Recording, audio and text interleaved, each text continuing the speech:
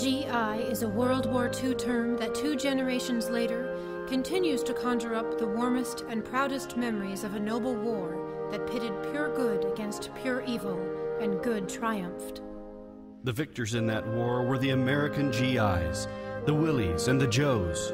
They were America. They reflected our diverse origins.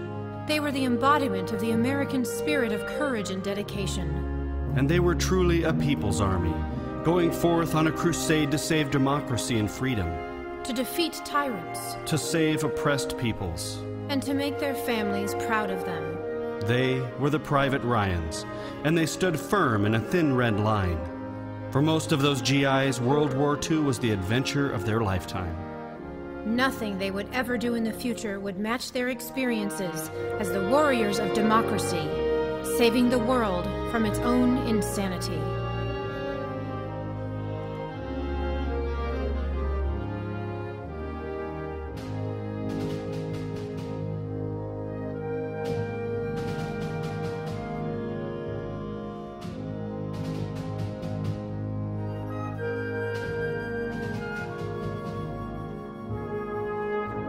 You can see them in every 4th of July color guard, their gait faltering but ever proud. Their forebears went by other names: Doughboys, Yanks, Buffalo Soldiers, Johnny Reb, Rough Riders.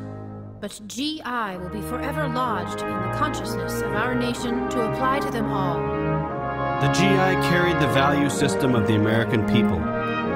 The GI was the surest guarantee of America's commitment. For more than 200 years, they answered the call to fight the nation's battles. They never went forth as mercenaries on the road to conquest. They went forth as reluctant warriors. As citizen soldiers.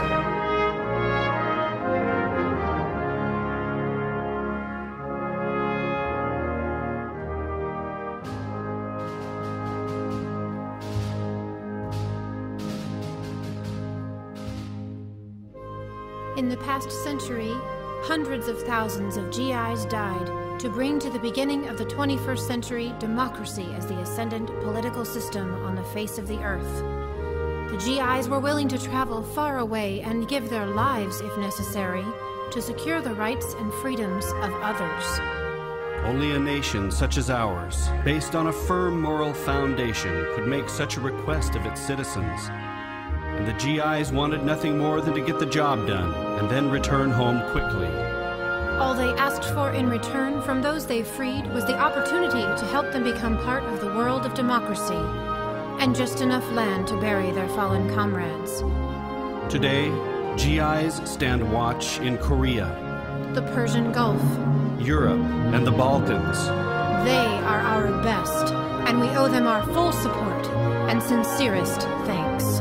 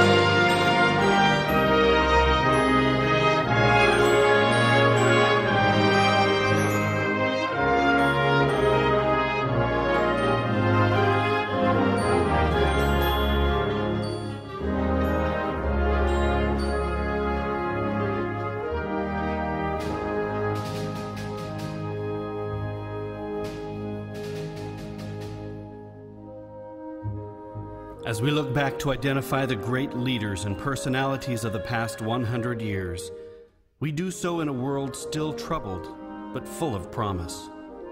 That promise was gained by the young men and women of America who fought and died for freedom.